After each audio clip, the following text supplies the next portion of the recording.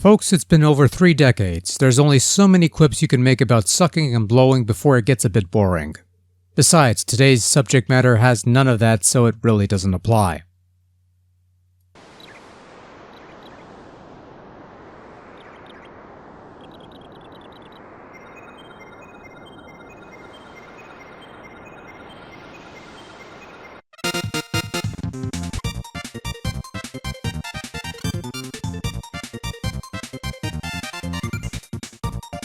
This is Kirby Star Stacker, released in 1997 for the Nintendo Family Computer, and never having seen a localized release until long after the fact.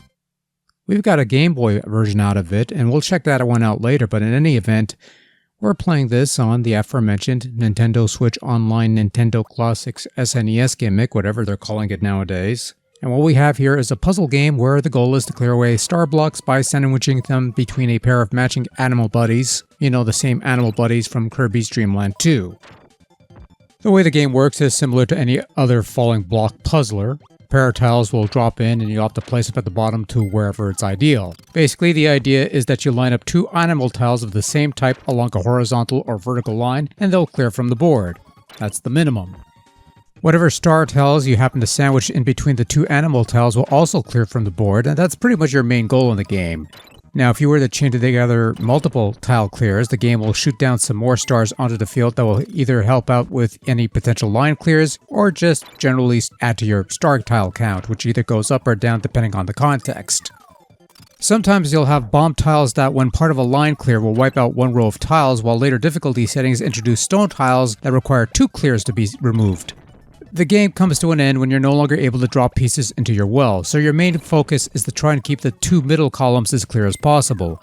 Don't worry about the ones on the side. If those overflow, then whatever. You'll have less room to maneuver, but if even 1 tile is obstructing the entry point, then you can't play any more pieces and the game ends and thus you lose. There's a few modes of play. A standard endless mode where you keep playing until you eventually top out. There's a round clear mode where you have to clear a number of star tiles to move on to the next round. There's 3 skill settings plus an unlockable 4th one. A story mode where you play versus matches against the computer, a standard versus mode against the second player, and a time attack mode where you try to clear as many tiles as possible within 3 minutes. You can also save up to 8 profiles to keep track of all your progress. Kirby Star Stacker is a pretty straightforward game that can get pretty hectic. Well, not so much on the easy level. Playing that on endless is nice, relaxing, and you lose yourself to the passage of time. Plays like a dream, if not a bit boring. Then you introduce the later difficulties where you start having the stone tiles and faster drop speeds into the mix. That's when things start to heat up a bit, and it takes 1 wrong move to mess the whole lot up with only a lucky break possibly saving you from an early endgame.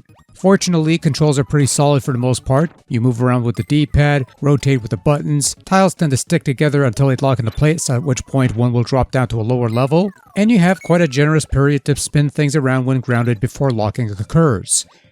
An almost but not quite infinite spin, if you will.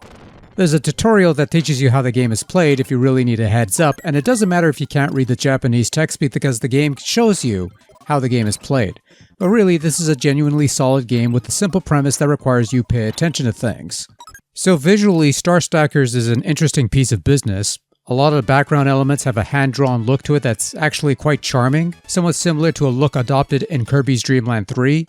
But then you have some elements that are your usual pixel quality 16-bit sprites that are also quite fine. You've got an animated Kirby on the side and whoever's on the other side depending on the mode being played, and there's little intermissions in between rounds and difficulties and such that are also nicely done. As far as audio goes, it's rather nice and pleasant. Some familiar Kirby sounds are used in here in some form or fashion. That doesn't feel entirely out of place, and you also have some cutesy, pleasant tunes that are a nice fit to the overall Kirby landscape. Some of them are actually quite catchy too, at least until I forget about them about 5 minutes later, but whatever.